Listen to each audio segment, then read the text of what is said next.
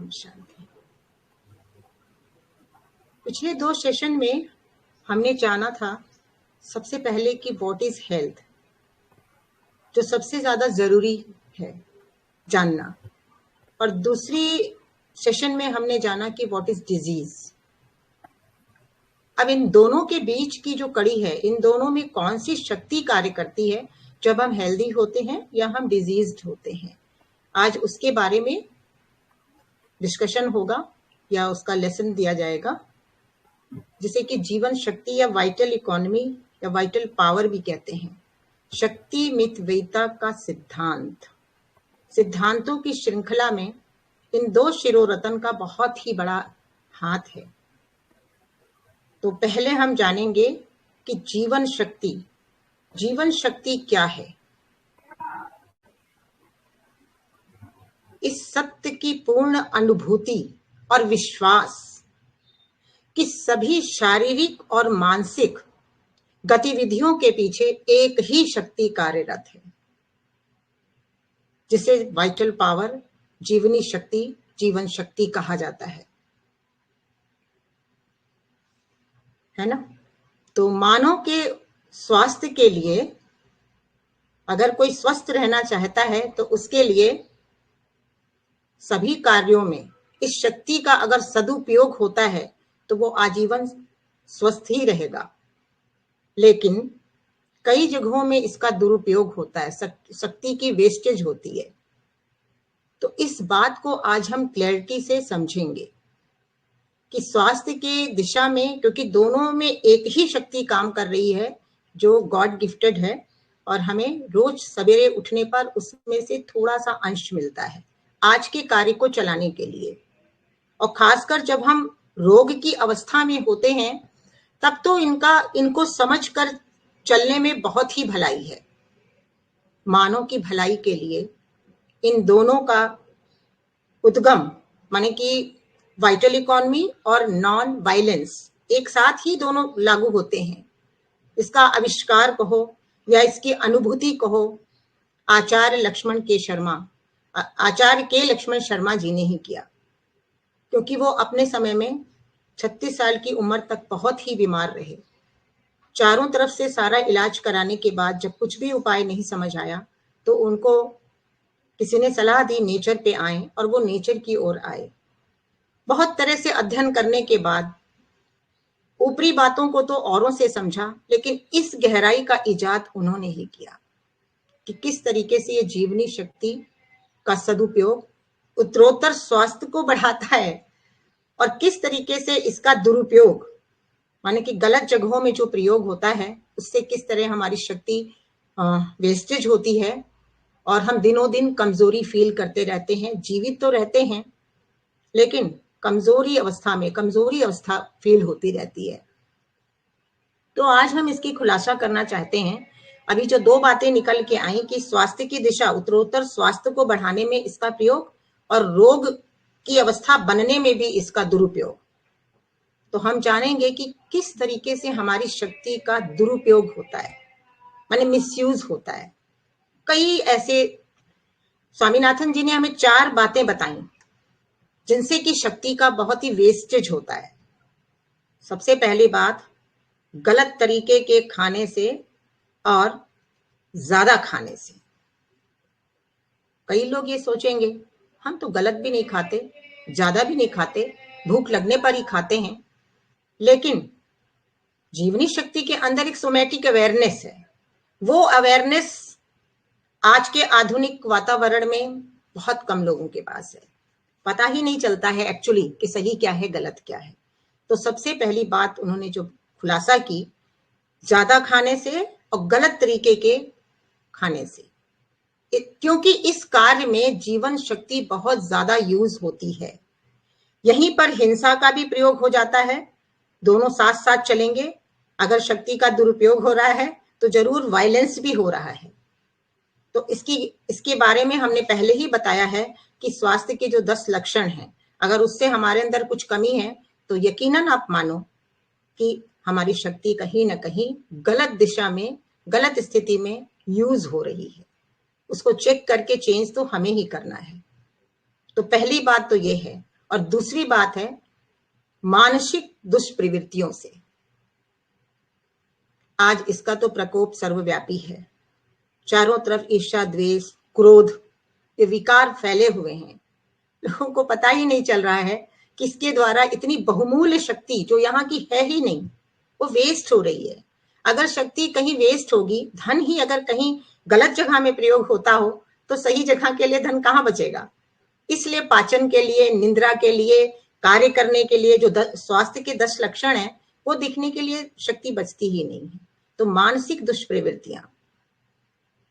एक राजा भर्तृहरि हुए, उन्होंने कहा, वो एक श्लोक में लिखा है कि अगर तेरे अंदर क्रोध हो तो तुझे किसी शत्रु की जरूरत ही नहीं है। तो इसको समझकर इंसान को यह समझना पड़ेगा कि क्रोध, काम, क्रोध, लोभ, मोह जो ऐसे कहा गया है, इन सब के द्वारा हमारी इस जीवनी शक्ति का, जो हमें आज के समय में प्रयोग करने के लिए ही सिर्फ मिली थी, किस तरीके से दुरुपयोग हो रहा है। तो ये एक समझदारी है, ये पूरा नेचर की ओर एक समझ है। ये प्रयोग तो बाद में है, लेकिन समझ पहले है। समझ कर चलने से बहुत खुशी मिलती है। तो दूसरी बात में मानसिक दुष्प्रवृत्तियां, तो अपने अंदर हमें दिव्य गुणों को धारण करना है, तो उसमें सहन शक्ति को धारण करके शहंशाह बनना है ना। जिनके अंदर भी इस तरह की बातें हों, वो ये ना सोचें कि क्या क्या फर्क पड़ता है, ये तो सभी करते हैं, क्रोध भी करते हैं, गुस्सा भी करते हैं, लालच भी करते हैं, लेकिन पता नहीं उनको है कि इसके द्वारा हमारी इस अमूल्य बहुमूल्य शक्ति का किस तरीके से, उसके ऊपर कैसा दुष्प्रभाव पड़ रहा है। और तीसरी बात फिर आती है, क्योंकि इसका बहुत लंबा चौड़ा खुलासा इस क्लास में नहीं हम कर सकते, और ये स्वामीनाथन जी की किताब में काफी अच्छा स्वास्थ्य शास्त्र में भी बताया हुआ है। उसको जो लोग पढ़ रहे होंगे, पढ़ के आए होंगे, तो और अच्छी तरह समझेंगे। तीसरी बात है अखाद्य वस्तुओं के सेवन से। अखाद्य में क्या क्या आता है? सबसे बड़ा अखाद्य तो आज के समय में जो चारों तरफ बड़े बड़े महलों में फैला हुआ है, अखाद्य माने सभी प्रकार की दवाइयां, चाय, कॉफी, कोला या पैकेट बंद, उसका भी विस्तार की जरूरत नहीं है, आप सब जानते हो। इसके प्रयोग से जो शक्ति सही दिशा में आज के दिन में प्रयोग होनी थी, सुबह से लेकर शाम तक की दिनचर्या में, क्योंकि वो तो हर दिन की दिनचर्या तो है ही, तो पता लगा कि इस तरीके के खाद्य पदार्थों के सेवन में वो शक्ति का यूज हो गया। अब जब मिसयूज, यूज तो क्या कहेंगे, मिसयूज कहेंगे। तो जो इस लत में है या इस तरीके से समझते हैं कि कोई बात नहीं है, उनको शक्तियों का पता नहीं है, तो अपनी समझदारी को बढ़ाएं और अपनी शक्ति को बचाएं, क्योंकि शक्ति अगर नहीं बचेगी तो सदुपयोग नहीं होगी, सही कार्यों के लिए नहीं बचेगी, तो दिनों दिन प्रभाव क्या होगा, लेवल ऑफ हेल्थ गिरता जाएगा। और जब लेवल ऑफ हेल्थ गिरेगा तो लक्षण दिखने लग जाएंगे, लक्षण दिखेंगे फिर लाक्षणिक इलाज बढ़ेगा, फिर और शक्ति का मिसयूज होगा। तो इसीलिए आज सारी दुनिया दुखी है, रोगी है ना, परेशान है। उसके अलावा फिर चौथी बात आती है हमारे ब्रह्मचर्य के पालन को ना करने से या इंद्रियों के कंट्रोल को ना रखने से। बहुत सी एनर्जी इसके द्वारा निकल जाती है, हमें पता ही नहीं चलता। गीता में तो साफ ही कहा है, जिते सर्वम जिते रसा। सबसे ज्यादा उन्होंने ध्यान यही बताया कि रसेंद्रिय को ही जीत लेने से बहुत सारे इंद्रियों पर ऑटोमेटिक कंट्रोल हो जाता है, क्योंकि हमारा खान पान बहुत सी चीजों के लिए उत्तरदायी है, जैसा आहार, विचार, व्यवहार, व्यापार, ये बात हम लगभग बताते ही रहते हैं, है ना, व्यायाम, ये सारी जो बातें हमारी दिनचर्या की हैं, ये अगर सुव्यवस्थित ना हो तो इसका प्रभाव हमारी आज की मिली हुई आमदनी पर पड़ता है। होता क्या है, खर्च ज्यादा, आमदनी कम। करना क्या है, खर्च कम, आमदनी ज्यादा। तो इस तरीके से शक्तियों का दुरुपयोग होने से फिर सही कार्यों के लिए शक्ति नहीं बचती है और हिंसा तो होती ही है। और भी अन्य कारण हैं, ये 4 तो हैं ही मोटे मोटी में, लेकिन और भी अन्य कारण हैं। आज के समय में कुछ चीजें प्रचलित हैं, प्रचलन में हैं, और उनको लोग बहुत अच्छा मानते हैं, क्योंकि बताने वाले भी वैसा ही बताते हैं। ठीक है, हम ये नहीं कहते कि वो बुरी है, पर उनके ही पीछे ही पड़ जाना वाकई शक्ति का दुरुपयोग ही होगा या मिसयूज ही होगा। जैसे एक तो हमारे सोच विचार तो है ही है, मन अशांत है वो तो है ही है, उसके अलावा यौगिक प्राणायाम, आज के समय में जो ये योगा या यौगिक प्राणायाम बताए जा रहे हैं, जिनको करने में शक्ति कुछ ज्यादा ही खर्च होती है, वो करने वाले को उसी समय पता चलता है। ट्रेनर की बात दूसरी है, ट्रेनर तो यूज्ड टू है, वो तो बता रहा है, लेकिन जो बैठे हुए लोग हैं ये सोच के कि इसके द्वारा हमारा स्वास्थ्य लाभ हो रहा है, तो कोई भी लाभ के पहले आपको खर्च करना है, वाइटल पावर खर्च करनी है। अब साधारण रूप से खर्च हो रहा है, सहज रूप से खर्च हो रहा है। हम सिंपल अभी बात कर रहे हैं, सांस ले रहे हैं, ये तो सहज है, प्राकृतिक है, नैसर्गिक है, इसमें तो होना ही होना है खर्च। लेकिन हम अगर उसी पर फोकस्ड होकर विगरसली वो काम करने लगेंगे और ये सोचकर कि इसके द्वारा हमारी बहुत ज्यादा ताकत बनेगी, तो ताकत तो कहीं से बनती नहीं है। तो इस तरीके के जो प्राणायाम है, मैं उनका नामकरण नहीं लेना चाहती हूँ, साधारण जो स्वामीनाथन जी ने बताए हैं या शर्मा जी ने बताए हैं, पूरक रेचक कुंभक की क्रिया, साधारण रूप से चलना बिना बात किए, हाँ बिल्कुल, तो इनमें हमारी शक्ति ज्यादा इधर उधर वेस्ट नहीं होगी, और जो उतने में लाभ मिलेंगे वो उससे ज्यादा इससे भी मिल जाएंगे हमें लाभ। तो इस पर भी ध्यान देना है। जैसे व्यायाम की बात आई ना, अपने आहार को अगर सुधार लें, डाइट रिफॉर्म कर लें, मन को अगर सुधार लें, तो इन सब चीजों के लिए फिर उतनी सोचने की जरूरत नहीं पड़ती है।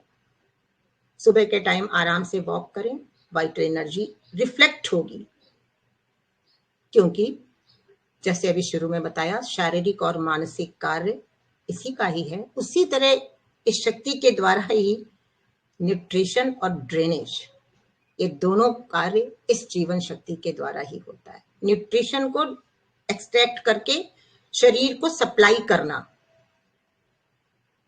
अंदर की फैकल्टी ये सारे कार्य करती रहती है, और जो वेस्ट मटेरियल है उसको ड्रेन आउट करना। अब इसी का ये अगर समुचित रूप से ये कार्य प्रणाली चलती है, तो हम बिल्कुल स्वस्थ ही हैं, खुशहाल हैं, बहुत मस्त हैं, स्वस्थ और मस्त हैं। लेकिन अगर यहाँ पर बैलेंस बिगड़ता है, बैलेंस कैसे बिगड़ा, जैसे बताया, व्यायाम करना है सहज रूप से, आहार लेना है प्राकृतिक रूप से, व्यवसाय करना है तो ये नहीं कि बहुत कमाऊं बहुत कमाऊं, ये इच्छा ही गलत है। कैसे खर्च करूं, कैसे खर्च करूं, मतलब कि सही तरीके से उसका उपयोग ही बहुत बड़ी आमदनी है। तो इन सब का प्रतिफल ये निकलेगा कि जो जीवनी शक्ति है, जिसका कार्य है शरीर के दो तरीके के काम अंदर हर वक्त चल रहे हैं, अंदर और बाहर मिला के, वॉयलेंट्री इनवॉयलेंट्री, ऐच्छिक अनैच्छिक, लगातार काम हो रहे हैं। बाहर भी हम चुप नहीं बैठे हैं, यदि बोल भी रहे हैं तो उसमें हमारी शक्ति यूज हो रही है, लेकिन सही दिशा में अगर यूज हो रही तो आउटकम में स्वास्थ्य मिल रहा है। अगर स्ट्रेनियस यूज हो रही है, हमें भागना पड़ रहा है, अनवांटेडली कहीं कुछ अटेंड करना पड़ रहा है ना, सहजता नहीं है, तो वहां पर वो शक्ति जो थोड़ी नहीं ज्यादा खर्च होगी। और अगर सहज रहेगा तो शक्ति कम खर्च होगी, आउटकम ज्यादा आएगा। तो ये विश्वास की बात है। जैसे सारी दुनिया दवाइयों पर विश्वास करती है, ये तो एक विश्वास ही है ना। तो अगर इस विश्वास और समझदारी को समझ लें तो नेचर क्योर तो क्या, नेचर क्योर में तो ये इसके आधार स्तंभ हैं ही, इसके बिना तो काम बनेगा ही नहीं। यही प्रैक्टिकल है, समझना है कि इसको ही हमें आत्मसात करना है, अनुभूति करना है, विश्वास करना है कि शक्ति यहाँ की नहीं है, न्यूट्रिशन किसी चीज में नहीं है, वो केवल सपोर्ट देने के लिए है। कितना भी आप बाहर से न्यूट्रिशियस वैल्यू वाली चीज ले लें, लेकिन अंदर की अगर ताकत उस न्यूट्रिशन को अपनाने की नहीं है, शरीर में अपनाया भी जा रहा है और कहीं कहीं ग्लाइकोजन के रूप में उसको रेडीमेड फूड के रूप में रखा भी जा रहा है। अब ये सारी बातें मन की बुद्धि में घुस रही हैं। जब कभी भी हमारे स्वास्थ्य का स्तर गिरा हो, कभी ये ना कहें कि मुझे डिजीज हो गया, केवल लेवल ऑफ हेल्थ थोड़ा सा कम हुआ है। जब ऐसा हो तो तुरंत अपनी उस शक्ति की बचत, वाइटल इकोनॉमी और नॉन वायलेंस, ये दो बातें हैं। कैसे करेंगे? समझेंगे अपनी बात को, भाई अभी कुछ गड़बड़ियों की वजह से अभी शक्ति बाहर के लिए नहीं है, तो प्रोवोक ना करें, जबरदस्ती से उसको नहीं यूज करने के चक्कर में लग जाएं कि हम ये ले लेंगे और इससे आगे बढ़ जाएंगे, हम ये बूस्टअप ले लें, नहीं, ऐसे ना करें, क्योंकि उस समय वो वाकई बूस्टअप होगी, लेकिन पहले से कहीं ज्यादा शक्ति यूज हो जाएगी, तो ये शक्ति को हम बढ़ा तो सकते नहीं है, फिर आगे के लिए जितनी बची उतने में ही काम चलाना पड़ेगा आगे के जीवन में। तो इसलिए कुछ बातें ऐसी हैं जो भी हमने ये जानी कि कैसे दुरुपयोग होता है, फिर हम ये भी जान लें कि किस तरीके से सदुपयोग होता है। चबा चबा कर खाने को खाएं, भूख के मुताबिक खाएं, सही तरीके से बनाकर खाने को खाएं, सही बर्तन का इस्तेमाल करके खाएं, इन सब में अपनी बुद्धि को यूज करें और वाइटल इकोनॉमी करें। और नॉन वायलेंस तो अपने आप साथ साथ चलेगा ही, क्योंकि जहां वाइटल इकोनॉमी नहीं है, वाइटल वेस्ट है, लीकेज है, वहां तो हिंसा है ही है। तो खाने पीने का जो कार्यक्रम है उसमें भी ध्यान तो देना ही पड़ेगा। तो सही चीजों का मौसम के अनुसार चुनाव, सही तरीके से रख रखाव की भी बात है, और फिर सही तरीके से उनको कैसे बनाना है, क्या मिक्स करना है, ये सब करने पर परिमित मात्रा में दिन में 2 ही बार, और बीच बीच में उपवास, इंटरमीडिएट फास्टिंग कहते हैं। लंबे उपवास की जरूरत नहीं है, कोई ये सोचे कि मैं ये नहीं करूं मेरी पावर बच जाएगी, ये भी रॉन्ग है, एक्सट्रीम रॉन्ग है। ऐसे भी हमारे पास लोग हैं जो ये सोचते हैं कि वहां जाएंगे तो मेरी शक्ति बहुत खर्च हो जाएगी। अरे भाई, जहां जाना है, जो कल्याणकारी कार्य है, वहां पर शक्ति को भी पता है कि मुझे किस तरीके से अपनी को यूज में लगाना है। तो वहां के लिए ये ना सोचें कि हम बैठे रहेंगे तो हमारी शक्ति बची रहेगी। सुबह शक्ति बची है जो मिली है, सुबह से शाम तक भी बैठे रहें तब भी वो यूज तो हो ही जाएगी। तो यही है कि सारे दिन की जो दिनचर्या होती है उसको भी हमें मेंटेन करना है। तो दिनचर्या में क्या आता है, हमारी काय स्थिति, सारे दिन का हमारा पोस्चर कैसा है, हम उठ रहे हैं, बैठ रहे हैं, इधर जा रहे हैं, उधर जा रहे हैं, दौड़ रहे हैं, भाग रहे हैं, तो उस समय अटेंटिव है अपने पोस्चर के प्रति, क्योंकि रीढ़ की हड्डी में ही तो सारी ताकत है। काय स्थिति अगर ऐसे हो गई, ऐसे हो गई, ऐसे हो गई, तो लगेगा क्या, वो कंफर्टेबल उस समय लग सकता है। कोई उल्टे पुल्टे बच्चे बैठते हैं, हमें मना करना है, बड़े भी इवन बैठते हैं। ये जो हमारा एब्डोमेन रीजन है ना, इसको अगर झुका झुका के ऐसे रखेंगे, टिल्टेड हो जाएंगे पीछे से, तो सीधा इसको बिल्कुल रख के बैठे, काय स्थिति सीधी हो, कोई चीज उठाते समय इन सब चीजों को दिनचर्या में हमें शामिल करना है। और दूसरी बात फिर आती है कैलोरी का सिद्धांत। सारी दुनिया में यही बताया जाता है कि कैलोरी इससे ले लो, इतनी इतनी कैलोरी मिलेगी, इतनी कैलोरी। एक बार स्वामीनाथन जी किसी रोटरी क्लब में थे, वहां कैलोरी सिद्धांत के बारे में बातचीत चली, कुछ डॉक्टर्स भी बैठे थे, तो एक ने पूछ बैठा, स्वामी जी आप कितनी कैलोरी लेते हैं? तो उन्होंने कहा, औरों को तो उन्होंने बताया कि 300 500 कम से कम बताया, अपने लिए कह दिया कि मैं तो 3000 लेता हूं। अरे, हमें तो इतना कम बताया, आप इतना लेते हैं? तो कहते घबराओ नहीं, मैं बताता हूं मैं कैसे लेता हूं। मैं 200-250 तो अपने खाने पीने से ले लेता हूं, बाकी जो बचा हुआ हजारों है वो मैं अपनी अच्छे कर्मों से, जब पूजा से, ध्यान से, प्राणायाम से, इन चीजों से अपने अंदर महसूस करता हूं। तो वही बात है कि कैलोरी के पीछे ना पड़ जाएं कि इसमें कैलोरी है, इसमें विटामिन है, इसमें ये है, तो कैलोरी सिद्धांत भी नहीं। अंदर का न्यूट्रिएंट तो हमारी जीवनी शक्ति के ऊपर ही है, उसको ही समझना है कि कितनी कैलोरी हमें चाहिए, कितनी नहीं। बस केवल साधारण रूप से आप केवल मौसम की साग सब्जियां समय के मुताबिक जो बताया वो देते जाएं तो काम बनेगा। फिर उसके बाद उपवास से बहुत शक्ति बचती है, ऐसा लोग जानते हैं, वाकई सही है, उपवास से बहुत, लेकिन लंबे काल के उपवास नहीं करने, ये सोच के कि उपवास से बहुत शक्ति बचती है या मिलती है, नहीं, हमें बीच बीच में उपवास करना है। मेरा बहुत बड़ा इसका अनुभव है कि एक दिन में कैसे उपवास किया जाए। पहले मैं पूरे नवरात्र व्रत रखती थी और एग्जॉस्ट ही हो जाती थी, अब मैं पूरे जीवन काल के लिए व्रत वाली हो गई हूँ और पूरी फुल ऑफ एनर्जी हूँ। तो ये तो एक अनुभूति के ट्रैक पर जब चलो फिर अनुभव आता है, अनुभव ही ज्ञान है। तो हर दिन उपवासी तौर पर थोड़ी देर के लिए रहें, उसी को कहते हैं बीच बीच की फास्टिंग। एक खाना लेने के बाद कम से कम 5-7 घंटे 8 घंटे इस तरह का खाने के पीछे ना लगे, ना अपनी बुद्धि को लेके जाएं कि श्राव ही निकलने लगे। खाने देख के भी लालच नहीं आनी चाहिए, यहां तक कि अगर आपके जवान पे भी रख दिया जाए तो नहीं आनी चाहिए। इसको कहते हैं सेल्फ कंट्रोल, यही इंद्रियों का संयम है, यही नर्व की पावर है, इसको भी जानना है। तो फास्टिंग के बारे में भी कुछ बातें, जब वो चैप्टर आएगा तो बहुत खुलासा होगा, लेकिन बीच बीच की फास्टिंग को अपने समझते जाएं। फास्टिंग से कोई कमजोरी नहीं आएगी, बल्कि हमारा ऑपरेटस रेस्ट एंड वर्क, यही तो दो काम है। रेस्ट लेने के बाद आगे और काम करने के लिए वो बिल्कुल विग्रेसली तैयार हो जाएगा। तो ये तो हुई फास्टिंग की बात। अब ये अहिंसा के जो सिद्धांत आते हैं, अच्छा और चीजें इसमें है, अभी चूंकि आज हम कॉन्सेप्ट थोड़ा बोल के या बता के क्लियर कर रहे हैं। जैसे दोहरे प्रभाव, डुअल इफेक्ट, दोहरे प्रभाव का नियम एक स्वामी जी ने बताया। किसी भी चीज का एक प्रभाव डायरेक्ट का होता है और एक अल्टीमेट होता है। तो कौन सा प्रभाव प्रभावकारी है, वो डायरेक्ट वाला या अल्टीमेट? तो जो अल्टीमेट जो बाद में होता है वो बहुत ही इफेक्टिव है। जैसे उदाहरणार्थ, हम चाय, कॉफी, दवाई कुछ भी लेते हैं तो उस समय डायरेक्ट से हमें लक्षण या आराम भी मिलता है, लेकिन उसका बाद का प्रभाव क्या पड़ता है?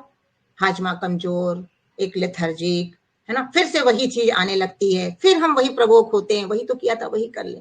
इस तरह से गलतियों पे गलतियां करते करते अपनी किसी दूसरे की नहीं, अपनी ही जीवन शक्ति के ऊपर आघात करते रहते हैं।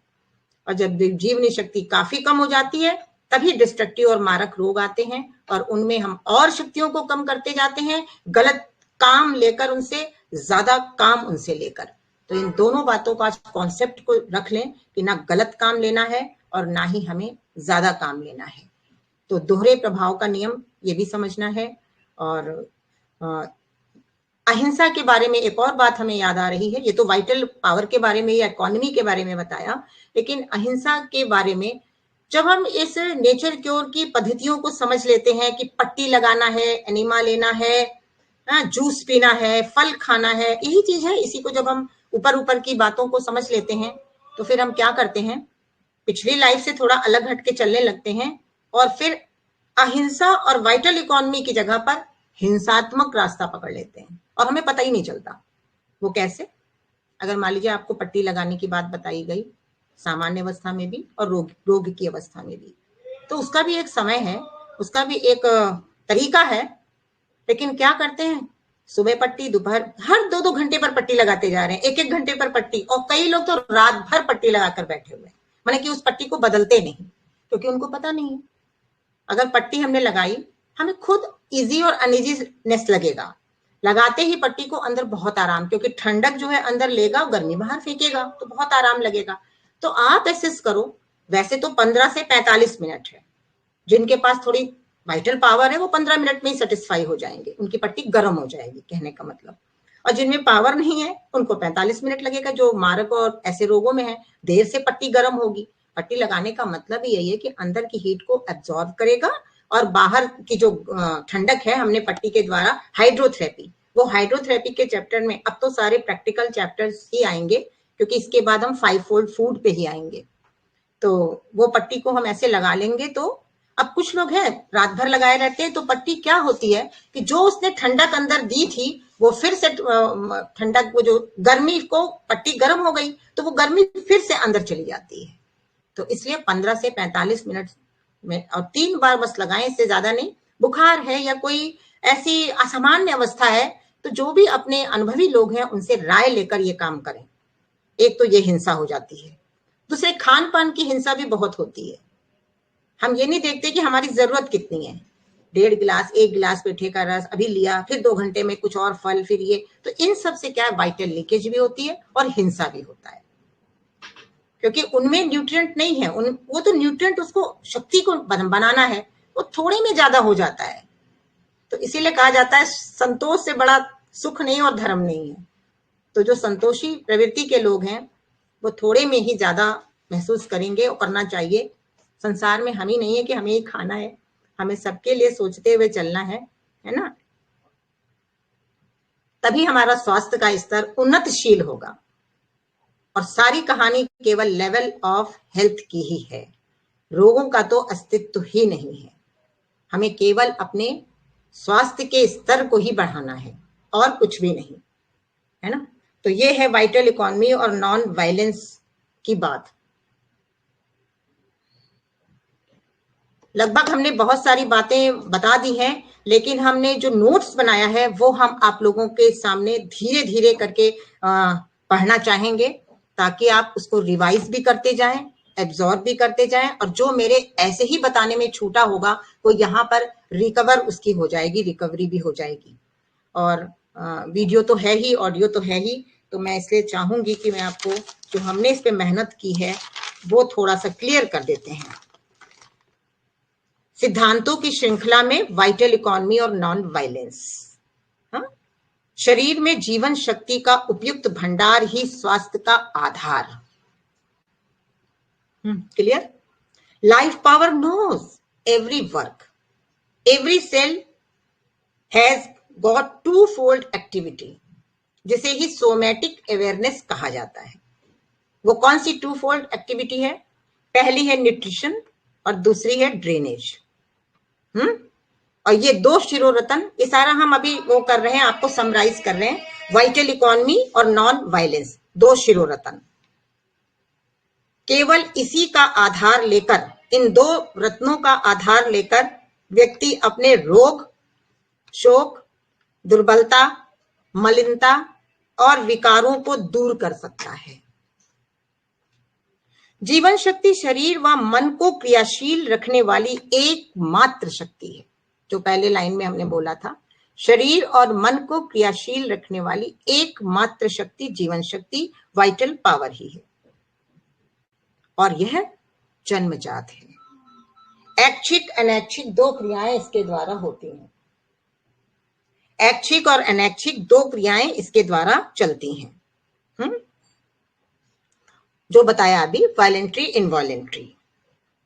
अब हम आते हैं गलत रहन सहन से उत्पन्न परेशानी का पता। ये बहुत ही मुख्य बात है, ये खाली यहीं पर हम पढ़ रहे हैं, हमने बताया अभी नहीं है। गलत रहन सहन से उत्पन्न परेशानियों का पता युवा अवस्था के बीच जाने पर ही लगता है। ये बहुत बार स्वामी जी बताते थे। 40-50 वर्ष की आयु में होने वाले रोग 20-30 वर्ष की आयु में की गई गलतियों का ही एक प्रतिफल है। अब ऐसे कर लें, अपने आप को देख लें, ये उसी का एक प्रतिफल है। जितनी अधिक मात्रा में जीवन शक्ति का अपव्यय होगा, ड्रेनेज होगी जितनी ज्यादा, उतना ही स्वास्थ्य का स्तर निम्न कोटि का होगा। अब जब स्वास्थ्य का स्तर निम्न कोटि का होगा, इसको मेरा बंद करो, ये दिमाग ही खा जाएंगे। बंद करो लाल बत्ती को दबा के, और अब चले तो तुरंत बंद कर देना। तो कहा कि जितनी अधिक मात्रा में जीवन शक्ति का अपव्यय होगा, स्वास्थ्य का स्तर उतना ही निम्न कोटि का होगा। आरंभ में इसका प्रभाव कैसे हमें पता चले कि हमारा स्वास्थ्य का स्तर निम्न कोटि पे जा रहा है? आरंभ में इसका प्रभाव हमारी फंक्शनल इफिशिएंसी पर पड़ता है। जो हमारे अंग रखे हुए हैं, हमारे ऑर्गन्स हैं, स्ट्रक्चर रखा हुआ, उसकी फंक्शन पर पड़ता है। बाद में स्ट्रक्चरल इंटीग्रिटी भी प्रभावित होती है। फिर स्वास्थ्य की पुनः प्राप्ति बड़ी कठिन हो जाती है। कब कठिन हो जाती है? मानने को तैयार ही नहीं है। कुछ लोग तो समझ नहीं पाते हैं कि किस तरीके से हम व्यवहार करें, इसमें भी शक्ति खर्च होती है। तो स्वास्थ्य की पुनः प्राप्ति बड़ी कठिन हो जाती है। वो कौन सी स्वास्थ्य की पुनः प्राप्ति? कि जब तक हम किडनी, लिवर, हार्ट, अर्थराइटिस, तरह तरह की बीमारियों में, कैंसर, उन सब में पड़ जाते हैं, तो स्वास्थ्य का स्तर बिल्कुल गिर जाता है। वहां रखो फोन को जाके।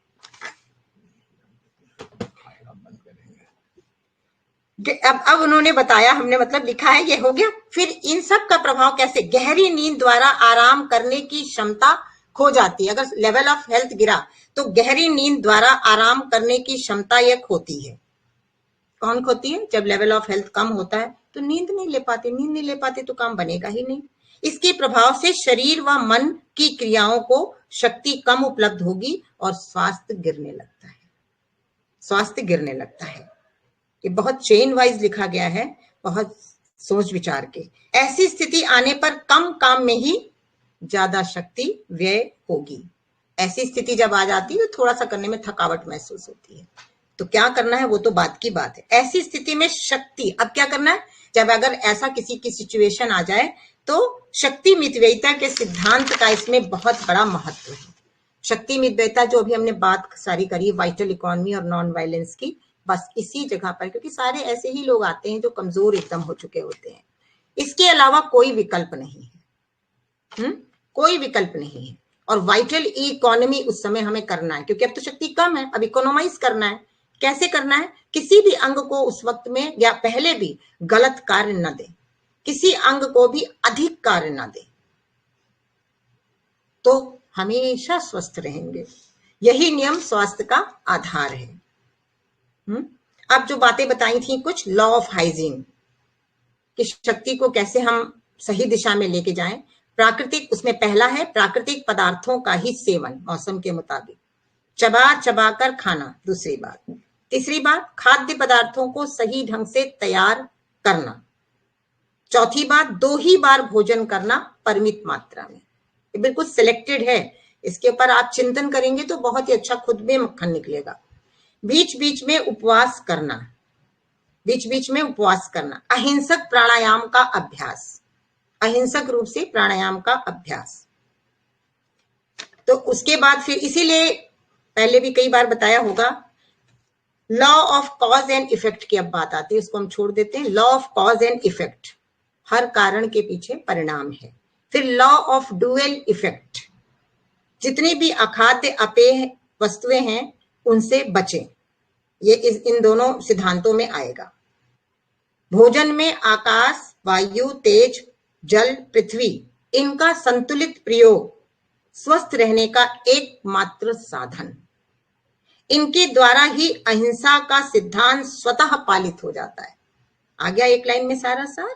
भोजन में आकाश, वायु, तेज, पृथ्वी, इन सब का बैलेंस्ड वे में जो हम उपयोग करते हैं तो स्वस्थ रहने का एकमात्र साधन है। इनके द्वारा अहिंसा का सिद्धांत स्वतः पालित। फिर नॉन वायलेंस में एक चेतावनी, साधारणतया इस उपचार विधि में अपनी शक्ति के अतिरिक्त, आवश्यकता के बिना अथवा तुरंत आराम पाने की लालसा से किसी एक उपचार विधि को एक ही दिन में हर 2-2 घंटे पर कई बार जल्दी जल्दी दोहराने का प्रयत्न न करें। कई लोग एनीमा सुबह शाम दोपहर, बताने वाले भी वैसे ही हैं। तो ये मत सोचो, समय देना पड़ेगा, धैर्य रखना पड़ेगा। Go slow but go. क्यों? क्योंकि अगर हम बहुत जल्दी चाहते हैं तो बहुत जल्दी तो आप इतनी बुराइयों में आए नहीं हैं, और जल्दी चाहेंगे तो वो जो शक्ति है वो बहुत ज्यादा यूज करनी पड़ेगी, और जब शक्ति ज्यादा यूज हो जाएगी तो बहुत ज्यादा कमजोरी लगेगी, इसलिए हिंसा होगी। स्वास्थ्य वृद्धि के बिना, अब जो मेन पॉइंट ये आ रहा है, स्वास्थ्य को बढ़ाए बिना, लेवल ऑफ हेल्थ को बढ़ाए बिना रोग उन्मूलन की आशा करना प्राकृतिक नियमों और सिद्धांतों के विरुद्ध है। Concept clear? Nowhere it is realized that the cure lies in the removal of the cause of disease. It is not what you earn, but what you save that makes you rich. ये बात बाहर भी लागू होती है और अंदर भी, माने बाहर की जो अर्निंग कर रहे हैं उसमें भी, और अपनी वाइटल एनर्जी और पावर को भी सेव करें, उसके लिए भी ये बात कही गई है। फिर जो बात बताई थी, एक दिन की दिनचर्या में हम अपनी वाइटल एनर्जी या पावर को किस तरह रियलाइज करें, बैलेंस्ड करें, तो उसके लिए सबसे पहले पॉस्चर है। मानव की लगभग सारी शक्ति मेरुदंड में केंद्रित है। काय स्थिति को ठीक न रखने पर मेरुदंड पर कुप्रभाव पड़ता है और इससे जीवन शक्ति का अपव्यय होता है। दूसरा है कैलोरी सिद्धांत। रक्त शर्करा, प्रोटीन, खाद्य लवण भोजन पचने के बाद शरीर को मिलते हैं। यह तो मौलिक आवश्यकता है। यदि इसकी संपूर्ति शरीर को उचित रूप में होती रहे तो जीवनी शक्ति अंगों द्वारा प्रकट होती रहेगी। अंगों द्वारा माने आंख, नाक, कान, हर कुछ दुरुस्त एकदम रहेगा। स्पष्टतः शारीरिक कार्य का सामर्थ्य जीवनी शक्ति का ही है, ना कि भोजन का। तो किस चीज पर हमें फोकस होना है? अपनी लाइफ पावर, लाइफ स्पैन भी इससे रहेगा और हमारी ताकत भी रहेगी। यही सिद्धांत ये सिद्धांत इस तरीके से जब हम सोच लगाते हैं तो कैलोरी सिद्धांत निराधार हो जाता है। दैनिक कार्य, अब तीसरी बात आती है दैनिक कार्य। एक दिन की दिनचर्या में दैनिक कार्य जो हमें करने पड़ते हैं वो तो सबको करने हैं। सारे कार्यों को सफलतापूर्वक संपादन करने से मानव को जो संतुष्टि का अनुभव होता है, उस अनुभव से सारे दिन जो हम कार्य करेंगे उससे जो एक खुशी मिलती है, आजकल हमारे मनीष जी को भी बहुत खुशी मिलती है, बहुतों को मिलती है, वैसे मुझे पता लगता रहता, आती रहती है हमारे पास तरंगे। तो इसमें भी वही चीज बताई है कि सारे कार्यों को सफलतापूर्वक संपादन करने से मानव को जो संतुष्टि का अनुभव होता है, उस अनुभव से नर्वस सिस्टम में रिलैक्सेशन आता है और स्वास्थ्य स्तर उन्नत होता चला जाता है, क्योंकि नर्व की पावर रिलैक्स रहेगी, वो इतनी ज्यादा टेंस नहीं रहेगी, तो किसी तरीके का भी हमें डिप्रेशन, एग्रेशन, स्ट्रेस कुछ होगा नहीं। फिर चौथी बात बताइए मेन, उपवास। ये सारे कॉन्सेप्ट कहीं ऐसे नहीं मिलेंगे, बहुत ही सेलेक्ट किए गए निकाल के। लंबे उपवास की जरूरत नहीं, बिल्कुल साफ कहा शर्मा जी ने भी और स्वामीनाथन जी ने भी। खास बात है शुरुआत के 3 दिनों बाद भूख प्राय, जब हम उपवास में थोड़े थोड़े आते हैं, बीमारी की अवस्था में आते हैं, तो 3 दिनों अगर हम छोटा छोटा उपवास करने लग जाते हैं तो कई बार भूख हमारी प्राय लुप्त हो जाती है। उसका पुनः अनुभव तभी होगा, उसका जो फिर से अनुभव, क्योंकि हम तो बिल्कुल व्याकुल हो जाते हैं, भूख नहीं लग रही, अरे कल मैंने उपवास किया, परसों भी किया, अब तो बिल्कुल भूख ही नहीं लग रही है। तो व्याकुल नहीं होना है, इसमें यही तथ्य बताया गया है कि वो तभी होगा, वापस तब अनुभव होगा जब आंतरिक स्वास्थ्य या स्वच्छता कुछ उन्नत हो जाएगी, कुछ बन जाएगी। जब तक स्वास्थ्य स्तर नहीं होगा तब तक भूख नहीं आएगी। जो पेट संबंधी या किसी मंद रोग से पीड़ित हैं, उनकी भूख वापस आने में, अब ये भी ध्यान देने योग्य बात है, आजकल तो सारे ही मंदाग्नि है, डिस्पेप्सिया है ना, सभी को कॉन्स्टिपेशन है, तो जो इस तरह से पीड़ित हैं उनको भूख वापस आने में, ये बहुत ध्यान से सुनना, 6-7 सप्ताह, उससे थोड़ा अधिक समय भी लग सकता है। अब ये नहीं कि एकदम भूखे रहेंगे, वो थोड़ा पानी पिएंगे, हाँ आचमन लेंगे, रसाहार पे रहेंगे, नारियल पानी पे रहेंगे, लेकिन वो उनकी उतनी वाली भूख, खाने वाली भूख नहीं वापस आएगी, क्योंकि उनके अंदर जब तक इस ऑपरेटर्स की रिपेयरिंग नहीं हो जाएगी, शक्ति वहां जाकर जीवनी शक्ति रिपेयरिंग करेगी। लगातार इतने समय तक भूख न लगे, अगर 6-7 सप्ताह की बात है, लगातार इतने समय तक भूख न लगे तो बहुत चिंता होती है, स्वाभाविक है। ऐसी चिंता से उपवासी का स्वास्थ्य का स्तर और बिगड़ता है, फ्लैश गिरने लगता है, मन गिरने लगता है, नॉर्मल से हट गए हैं। लेकिन अगर ये कॉन्सेप्ट क्लियर है तो वो बिल्कुल अपनी जीवनी शक्ति के ऊपर विश्वास करके वेट करेगा, कोई बात नहीं, अंदर काम चल रहा है। यदि भूख लौटने से पहले, कई बार हम बिल्कुल व्याकुल हो जाते हैं, तो भूख लौटने से पहले उपवासी भोजन का प्रयास करता है तो भोजन वो पचेगा ही नहीं। जब वो भोजन नहीं पचेगा तो फिर क्या है, फिर तो खराबी आएगी आएगी। तो ये हमने बनाया था, बाकी तो हमने आपको लगभग बताया ही है कि हमारा नोट था इसमें बनाने का आज का। जी शशि जी, आपका बहुत बहुत धन्यवाद। आज का सेशन